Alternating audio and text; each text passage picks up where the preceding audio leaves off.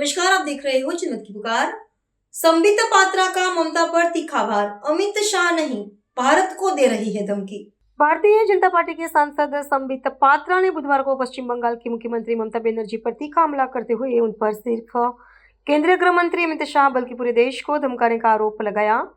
अमित शाह और ममता बनर्जी के बीच अवैध घुसपैठियों और मतदाता सूची के विशेष गठन संशोधन यानी एसआईआर को लेकर हुई थी बहस के बाद एक प्रेस कॉन्फ्रेंस को संबोधित करते हुए संबित पात्रा ने हमला बोला।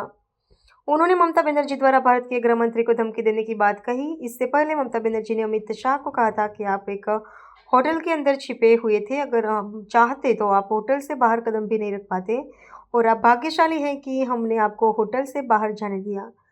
इस पर संबित पात्रा का पलटवार सामने आया है, सुन लीजिए। प्रेस कॉन्फ्रेंस है। आप सब जानते हैं देश के गृह मंत्री माननीय अमित शाह जी बंगाल के दौरे पर हैं और किस प्रकार से भारतीय जनता पार्टी बंगाल में 2/3 मेजॉरिटी के साथ सरकार बनाएगी, आने वाले चुनाव में उसकी तैयारी चल रही है।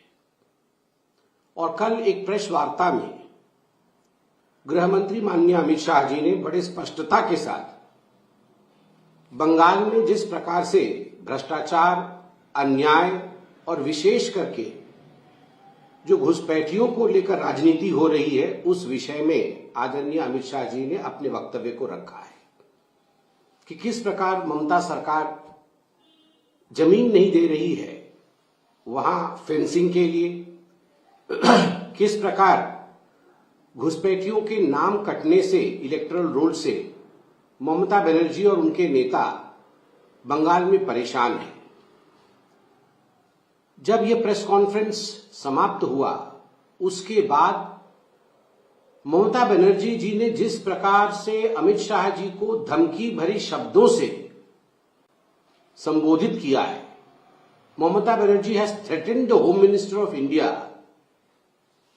इन the words which can not even be thought of, यह भी हमने देखा।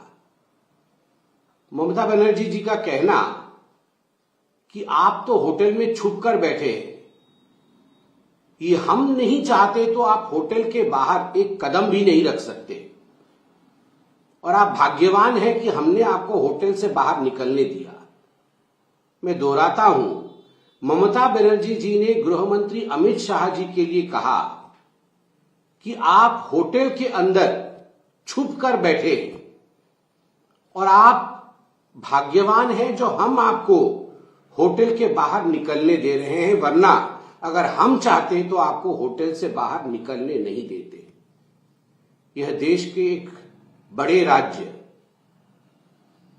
पश्चिम बंगाल की मुख्यमंत्री ममता बनर्जी के शब्द हैं अपने ही देश के गृह मंत्री अमित शाह जी के लिए। और ये कोई पहली बार हो रहा है, ऐसा नहीं है। आपको याद होगा कि जब पिछली बार चुनावों से पहले हमारे अध्यक्ष जी माननीय नड्डा जी बंगाल गए थे, उनके कैवलकेड पे किस प्रकार से हमला ममता बनर्जी जी ने कराया था, घुसपैठियों से कराया था, लाठी डंडे पत्थर से उनके ऊपर हमला करवाया था।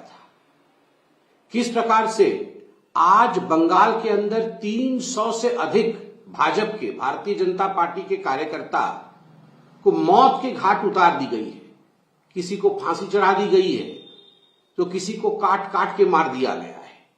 More than 300 कार्यकर्ताज of Bharatiya Janata Party have been killed in West Bengal by Mamata Banerjee and her goons of TMC.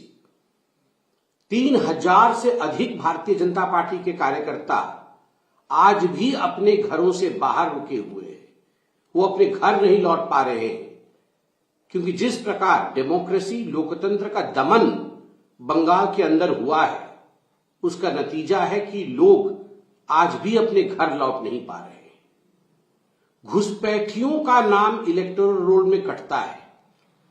घुसपैठियों को बचाने के लिए ममता बनर्जी अपने ही देश के गृह मंत्री के लिए इस प्रकार के शब्दों का प्रयोग करती है, उनको धमकाती है, उनको कहती है हम आपको बंगाल की सड़कों पर उतरने नहीं देंगे। आप सोच के देखिए बंगाल कहां जा रहा है।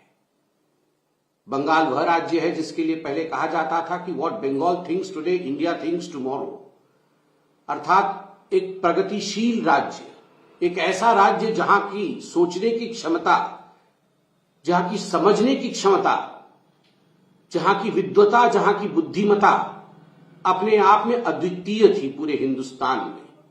आज उस बंगाल में thanks to Mamata Banerjee and her goons, Mamata Banerjee और उनकी घुसपैठी आधारित तुष्टीकरण की राजनीति ने आज कहां बंगाल को लाके खड़ा किया है।